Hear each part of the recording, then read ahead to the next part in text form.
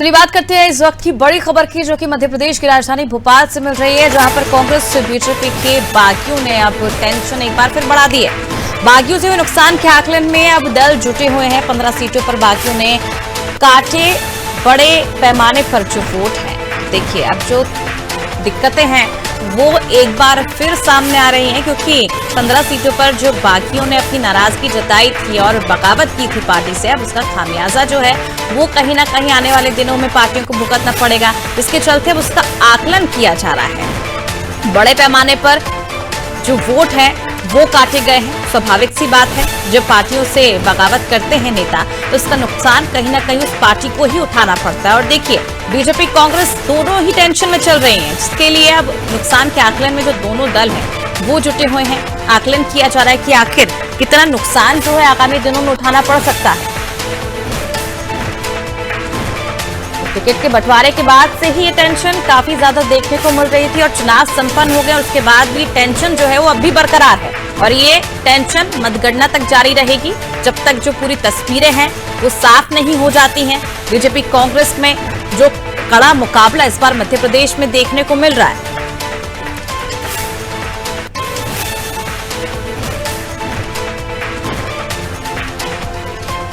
चलिए ज्यादा जानकारी के लिए रुक कर लेते हैं संवाददाता विवेक पांडे की ओर। विवेक, लगातार जब से लिस्ट सूची जारी हुई थी उसके बाद से ही जो बगावत तेवर थे वो देखने को मिले थे और अब भी मतदान के बाद ये टेंशन कम नहीं हुई है और 3 दिसंबर तक ये टेंशन जारी रहेगी। अब आकलन कर रही हैं पार्टियां। जी विवेक। बिल्कुल, मध्य प्रदेश के चुनाव का ट्रेंड बदला हुआ नजर आ रहा है। जिस तरीके से मतदान हुआ है और कई जगहों पे कांग्रेस और बीजेपी की बाजी से उन्होंने न सिर्फ समीकरण गुजारा है बल्कि ये चुनौती खड़ी कर दी कि आखिर ये चुनाव किस ओर लेगा। सबसे महत्वपूर्ण बात है इसमें न सिर्फ मौजूदा विधायक है बल्कि सरकार के कई मंत्री है जो इस ट्रेंड से चौंकाने की स्थिति में है और उनके सामने ये चुनौती है कि आखिर ये चुनाव किस ओर आगे बढ़ेगा।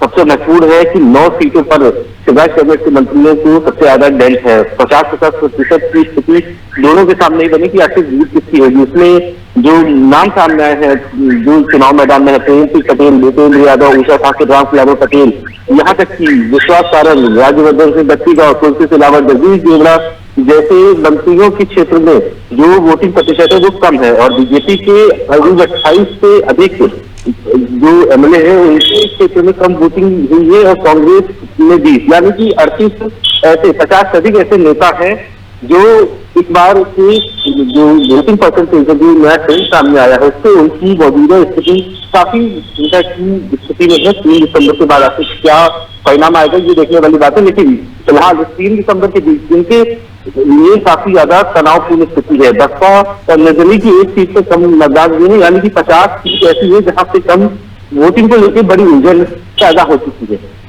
बहुत बहुत शुक्रिया विवेक तमाम जानकारी। तो देखिए जिस तरह से हम सोच रहे थे कि कहीं ना कहीं जो बोझ है वो पार्टियों का थोड़ा कम हो गया होगा, लेकिन ये बोझ अब डबल बढ़ गया है, क्योंकि टेंशन जो है वो पीछा ही नहीं छोड़ रही है।